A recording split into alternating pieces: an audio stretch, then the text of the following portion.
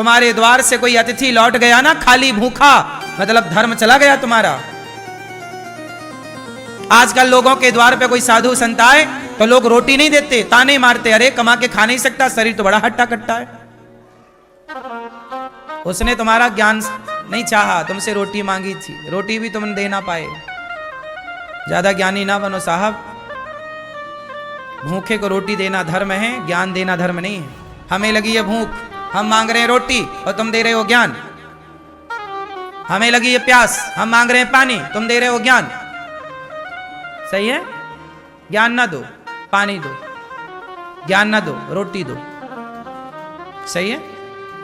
लेकिन आज तमाम लोग अपने द्वार से साधु संत, पहले के जमाने में मेरे अपने गांव में मैं देखता था, हमारे गांव में रोज कोई ना कोई साधु संत आते थे भिक्षा मांगने, भिक्षाम देही, और खरताल लेके आते थे, एक भजन सुनाते थे पहले, फिर भिक्षा मांगते थे, मैया भिक्षा दे दो, फिर उसे जरा सा आटा, फिर चावल, लोग अपनी अपनी श्रद्धा से देते थे।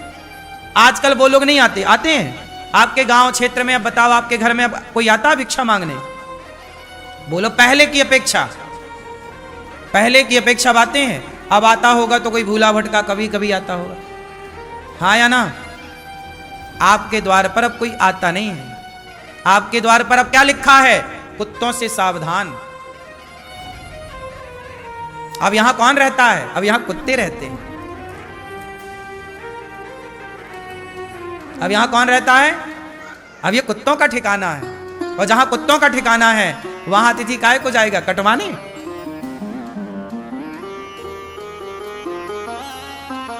पहले के घर कैसे बनते थे? घर बनता था तो घर के द्वार पर भगवान का नाम लिखा होता था, चौपाइयां लिखी होती थी, शंख चक्र बने होते थे द्वार पर, भगवान का नाम लिखा होता था। आजकल घर बनता है तो ऊपर जूता लटका देते हैं, घर को जूता पहना दिया।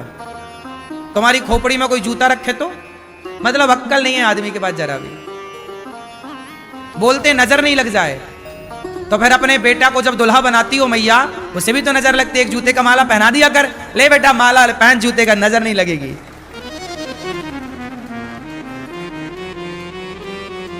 मतलब कुछ भी चल रहा है मन माना,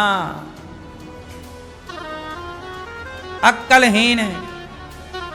द्वार पर क्या होना चाहिए? मंगल भवन अमंगल हारी, द्रवं सुदशरथ। भगवान का नाम लिखो, जय श्रीमन नारायण, जय श्री सीताराम, राधे राधे।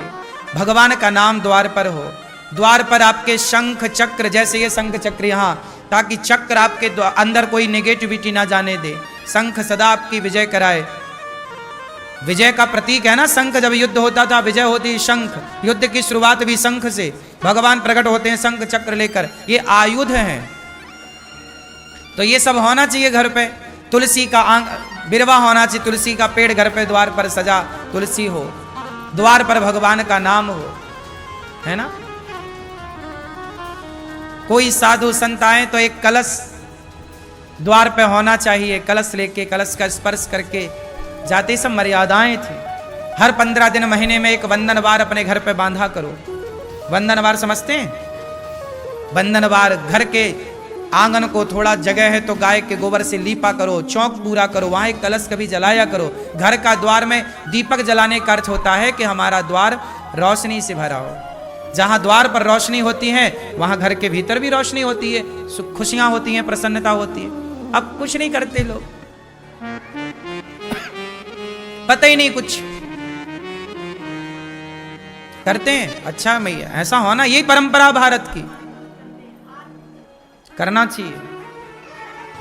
गाय के गोबर से महाराष्ट्र में मैंने कुछ जगह देखी, कुछ कुछ भारत में आज भी परंपराएं हैं कि वो रोज अपने द्वार पर चौक पूरते हैं, रंगोली बनाते हैं, मतलब द्वार को साफ सुथरा।